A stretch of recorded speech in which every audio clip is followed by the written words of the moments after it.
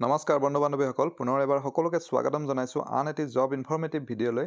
আজি আপোনালোকৰ বাবে আন এটি জব ইনফৰ্মেশ্যন লৈ আহিছোঁ আৰু এডভাৰটাইজমেণ্টটো পুনৰ অইল ইণ্ডিয়াৰ পৰা আহিছে, য'ত ভালে কেইটামান পদৰ বাবে তেওঁলোকে এডভাৰটাইজমেণ্ট কৰিছে। গতিকে আপোনালোকে ভিডিঅ'টি শেষলৈ চাওক। বেলেগ বেলেগ কেটেগৰীৰ পোষ্ট আছে, নিশ্চয় কোনোবা নহয় কোনোবা এটাত আপোনালোকে এপ্লাই কৰিব পাৰিব।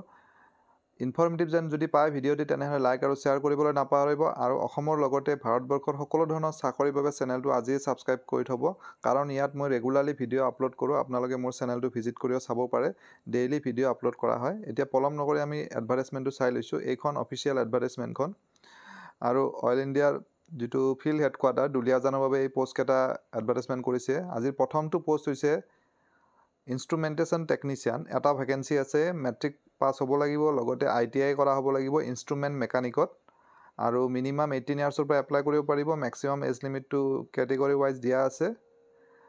পে'মেণ্ট হিচাপত 16,640 ৰুপিজ ফিক্স পে'মেণ্ট আৰু এটা ভেৰিয়েবল এমাউণ্ট ডেইলি থাকিব 640 ৰুপিজ। নেক্সট পষ্টটি হৈছে এছিষ্টেণ্ট ডিজেল মেকানিক। ইয়াৰ বাবেও মেট্ৰিক লাগিব, লগতে ডিজেল মেকানিকত ITI কৰা হ'ব লাগিব। মিনিমাম 18 ইয়াৰ্ছ, চেলাৰী আগৰটোৰ দৰে ছেইম হয় 16,640 প্লাছ 640 ৰুপিজ এটা ডেইলি এলাৱেঞ্চ থাকিব। আজিৰ তৃতীয়টি পোষ্ট হৈছে মেকানিকেল ছুপাৰভাইজাৰ। ইয়াত ভেকেঞ্চি দুটা আছে।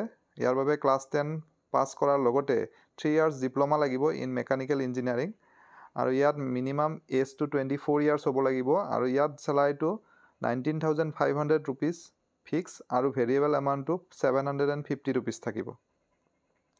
আৰু অন্তিমটো পোষ্ট হৈছে ইলেক্ট্ৰিকেল টেকনিচিয়ান। ইয়াত এটাই পোষ্ট আছে, ক্লাছ 10 পাছ হ'ব লাগিব, লগতে ইলেক্ট্ৰিকেল ট্ৰেডত ITI কৰা হ'ব লাগিব, মিনিমাম 18 ইয়াৰ্ছ হ'ব লাগিব, আৰু চেলাৰীটো 16,640 ৰুপিজ ফিক্স পে'মেণ্ট আৰু 640 ৰুপিজ ডেইলি এলাৱেঞ্চ এটা থাকিব। আৰু গোটেইকেইটা পোষ্টৰ বাবে অভিজ্ঞতা থকাটো তেওঁলোকে বিচাৰিছে। আৰু এইকেইটা পোষ্ট পাৰ্মানেণ্ট পোষ্ট নহয়, কণ্ট্ৰেকচুৱেল হয়, আপোনালোকে গম পাইছে অলৰেডি। আৰু কণ্ট্ৰেক্টটো 2 ইয়াৰ্ছৰ বাবে থাকিব। আৰু যিটো চিলেকশ্যন প্ৰচিডিঅ'ৰ হ'ব, এইটোত কোনো এপ্লাই কৰিব নালাগে, ডাইৰেক্ট ইণ্টাৰভিউ দিনাখন গৈ পেলাই ইণ্টাৰভিউ দিব পাৰিব যদি আপোনালোকে ইলিজিবল হয়। আৰু ইণ্টাৰভিউ ডেটকেইটা ইয়াত দি দিছে।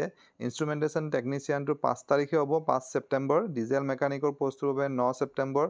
মেকানিকেল ছুপাৰভাইজাৰ পষ্টটো 11 ছেপ্টেম্বৰ আৰু ইলেক্ট্ৰিকেল টেকনিচিয়ান পষ্টটো 13 ছেপ্টেম্বৰ হ'ব। আৰু এড্ৰেছটো ছেইম হয়, এটা এড্ৰেছতে হ'ব, venue employee welfare office, Nehru Maidan, oil India limited, Duliajan.